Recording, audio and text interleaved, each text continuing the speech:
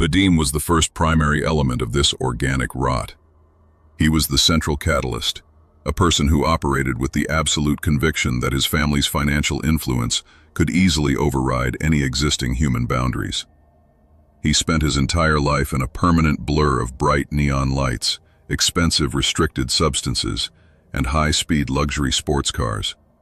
He operated with total certainty that he was an untouchable entity in this city, completely insulated from the consequences of his actions. For 7 continuous days, I analyzed his biology from the dark interior of my vehicle. I recorded his breathing patterns under stress, his typical behavioral schedule, and his neurological reactions when under the influence of chemical substances. He always left his location at exactly 3 in the morning, taking a predictable, unmonitored path to his private underground parking space in the industrial zone. A subject with such a high level of predictability is always the simplest to address for a medical professional. The air was heavy, freezing, and thick with industrial moisture when the clock finally reached his personal deadline. The distant city lights reflected clearly in the stagnant pools of oil and water on the concrete ground. Vadim stepped into the silent subterranean area, moving with absolute zero attention to his surroundings, completely blinded by his own sense of security. He was occupied with his keys at the secure entrance of his locker, his back turned to the world. I emerged from the structural shadow of the massive concrete column behind him. My movement made absolutely no acoustic vibrations. My rubber-soled boots were engineered for silent field operations. He detected my presence only when his physical movement was already completely restricted by my frame. My left arm secured his position from behind, locking his jaw to prevent any vocalization, while my right hand introduced a sharp 3cc solution into his shoulder tissue with a clinical movement. 5 milligrams of succinylcholine. This specific component targets the nicotinic acetylcholine receptors at the neuromuscular junctions, completely blocking the biological signals from the brain to the muscular system. The chemical transition takes exactly 12 seconds to achieve total dominance over the body. He attempted to use physical resistance at first, completely misunderstanding the gravity of the situation.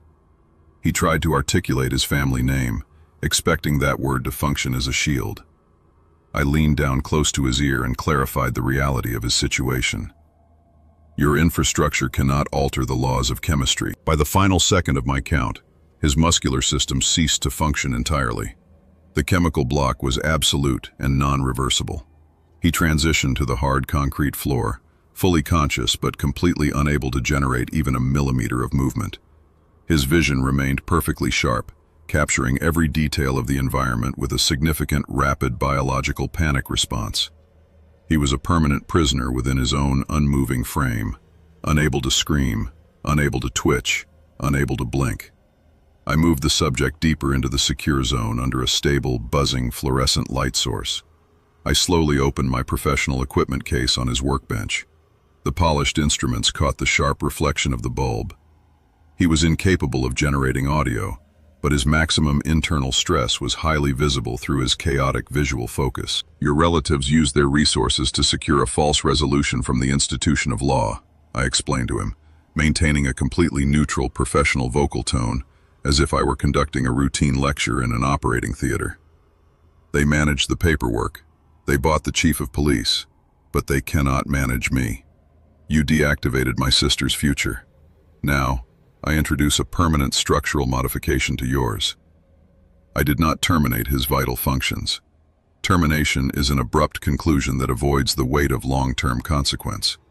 I operated purely as a specialist, making a necessary biological correction.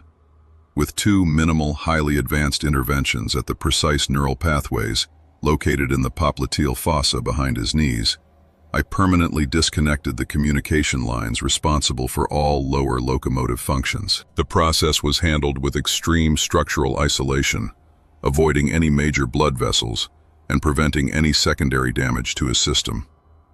He remained completely stable throughout the operation.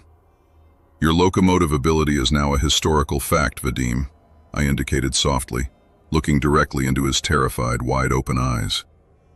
Your family can acquire the most advanced technical support and medical machinery available on the global market. But every time you operate that hardware to move, your memory will return to this specific alignment in the dark. I systematically restored the environment to its initial condition, organized my instruments back into the oiled canvas, and dissolved into the external nocturnal climate. The primary phase of the biological correction was complete. 4 names remained on the record. If you want to know what happens next in this clinical operation of revenge, make sure to subscribe to the channel and turn on all notifications so you don't miss the next episode. And remember, the full, complete story is already available on my second channel, the Red Vigilante. Stay safe and see you in the next part.